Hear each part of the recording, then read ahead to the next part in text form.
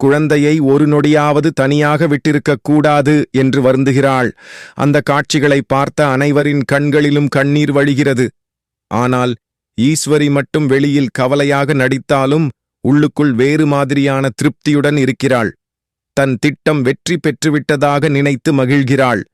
சேது நகரம் முழுவதும் தேட ஆரம்பிக்கிறார். நண்பர்கள், உறவினர்கள், போலீசார் என அனைவரும் இணைந்து குழந்தையை தேடுகிறார்கள். நேரம் நகர்ந்து கொண்டே இருக்கிறது. ஒவ்வொரு நிமிடமும் அவருக்கு ஒரு வருடமாக தோன்றுகிறது. குழந்தையின் முகம் அவரது கண்முன் வந்து போகிறது. இதுவரை அவர் வெளிப்படுத்தாத ஒரு பாசம் உள்ளுக்குள் கொந்தளிக்கிறது. அந்த குழந்தை தனது வாழ்க்கையின் ஒரு பகுதியாகிவிட்டதை அவர் இப்போது முழுமையாக உணர்கிறார். எந்த விலையையும் கொடுத்தாலும் குழந்தையை மீண்டும் கண்டுபிடிக்க வேண்டும் என்று முடிவு செய்கிறார். அந்த நேரத்தில் போலீசாரிடமிருந்து முக்கிய தகவல் கிடைக்கிறது.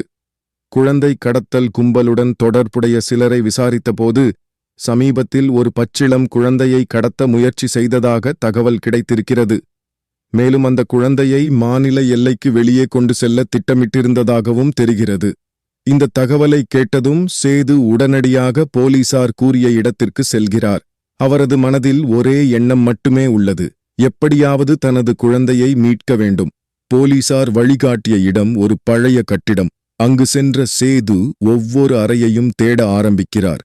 திடீரென்று ஒரு அறையிலிருந்து குழந்தையின் அழுகுரல் கேட்கிறது. அந்த சத்தம் அவரது இதயத்தை துளைக்கிறது.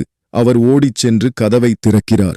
உள்ளே ஒரு வயதான பெண் குழந்தையை வைத்துக் கொண்டிருக்கிறாள். குழந்தை உயிருடன் இருப்பதை பார்த்ததும் சேதுவின் கண்களில் கண்ணீர் வழிகிறது.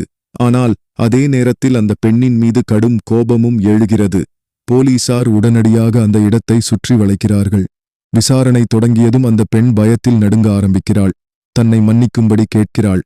பணத்திற்காக இந்த வேலையை செய்ததாக ஒப்புக்கொள்கிறாள்.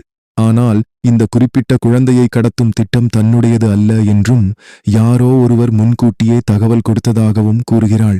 அந்த தகவலை கேட்டதும் அனைவரும் அதிர்ச்சி அடைகிறார்கள். குழந்தை மருத்துவமனைக்கு வரும் நேரம், இடம், விவரங்கள் என அனைத்தும் ஒருவரால் முன்கூட்டியே கொடுக்கப்பட்டதாக அவள் சொல்கிறாள். போலீசார் அந்த நபரின் பெயரை கேட்க முதலில் தயங்கிய அந்த பெண்